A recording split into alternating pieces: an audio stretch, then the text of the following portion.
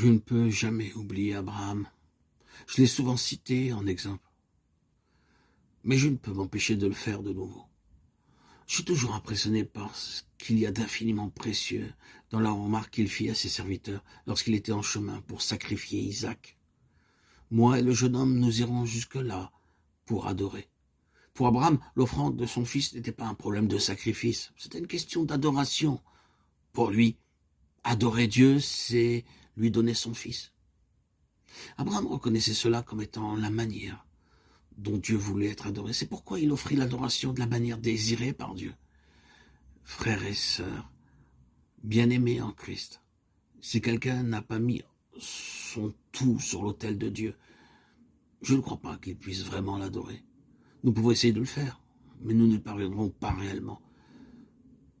Mais lorsque le jour viendra pour moi, comme il vint pour Anne, lorsque mon Samuel en qui réside tous mes espoirs passera de mes mains dans celles de Dieu, l'adoration jaillira vers Dieu accompagnée de l'offrande de mon fils. Pour la véritable adoration, il ne trouve qu'un seul endroit, c'est l'autel. Quand nos mains sont vidées de tout ce qui nous est précieux, le centre se déplace de nous vers Dieu. C'est cela l'adoration. L'adoration suit toujours le sillon de la croix, car c'est là que Dieu est tout et en tous. Il est donc nécessaire que le lien qui unit la vie de Samuel à la nôtre soit rompu et que notre bien le plus précieux nous échappe.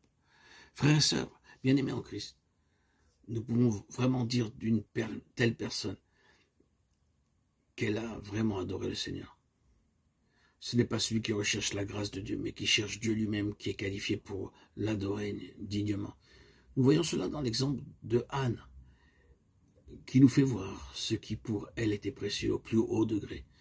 Non pas l'exaucement de sa prière, elle qui était stérile, qui désirait tellement avoir un enfant, ni la grâce accordée, mais la manière d'être de Dieu envers elle, dans le don qu'il lui fait.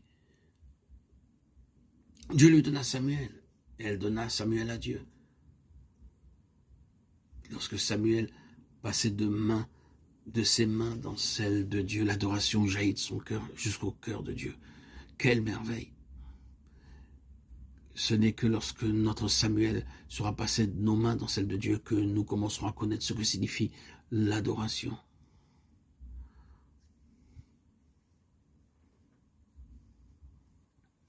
Les voix de Dieu n'impliquent pas qu'il réponde toujours à nos prières.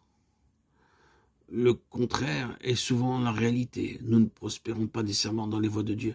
Il n'est pas rare qu'elle nous apporte l'adversité.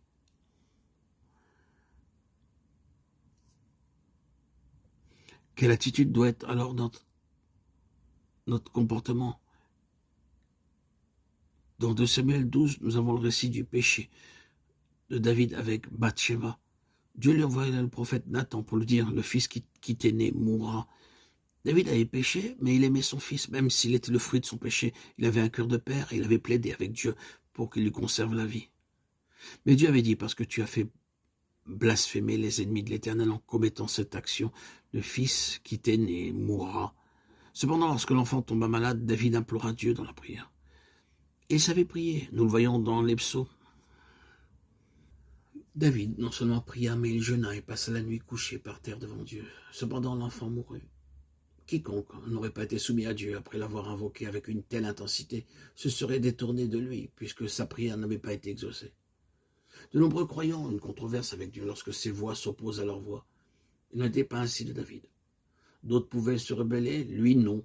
Les autres peuvent s'effondrer, mais pas lui. Lorsque l'enfant fut mort, ses serviteurs craignaient de l'annoncer à David. Ils raisonnèrent entre eux, pensant que David a été si accablé pendant la maladie de l'enfant, son chagrin serait insupportable lorsqu'il apprendrait la mort de l'enfant. Que s'est-il alors réellement passé? Alors David se leva de terre, il se lava, soignit et changea de vêtements, puis alla dans la maison de l'Éternel et se prosterna de retour chez lui. Il demanda qu'on lui servit à manger, et il mangea. 2 Samuel 12, 20. Qu'est-ce que l'adoration? C'est s'incliner devant les voies de Dieu. Ce n'est pas une sorte de soumission résignée. Ce n'est pas sombrer dans une sorte de passivité sans espoir. C'est la reconnaissance positive de la justesse des voies de Dieu.